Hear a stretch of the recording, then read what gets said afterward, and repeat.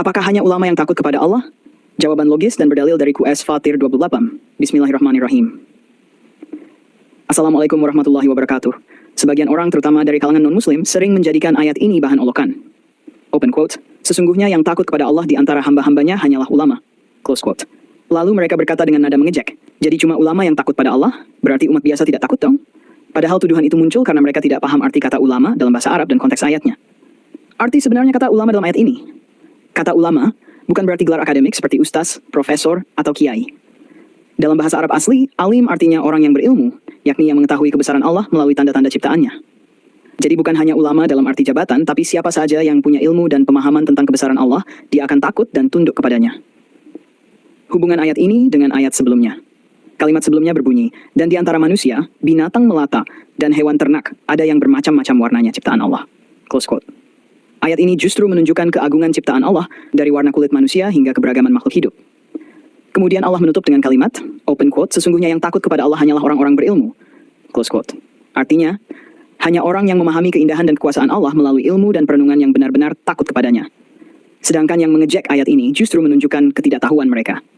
Karena kalau mereka tahu kebesaran Allah, mereka tidak akan berani memperolok ayatnya. Bukti dari ayat lain bahwa semua mukmin harus takut kepada Allah, bukan cuma ulama yang diwajibkan takut kepada Allah.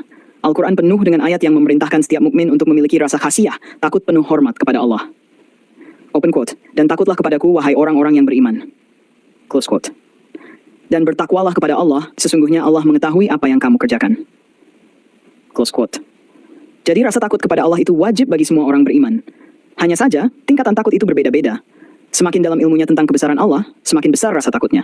Makanya ayat ini justru menegaskan keutamaan ilmu. Semakin tinggi pengetahuan seseorang tentang Allah, semakin ia tunduk dan tidak sombong. Logika terbalik untuk menjawab mereka. Kalau mereka berkata, open quote, berarti cuma ulama yang takut, yang lain tidak, close quote. Kita jawab, justru yang Allah sebut di sini adalah puncak dari orang yang takut. Semua orang beriman wajib takut, tapi yang paling takut adalah yang paling mengenal Allah, yaitu orang berilmu. Sama seperti kalimat open quote, yang paling berani di antara prajurit adalah para komandan. Close quote. Apakah berarti prajurit biasa tidak berani? Tidak. Itu hanya menunjukkan tingkatan keberanian.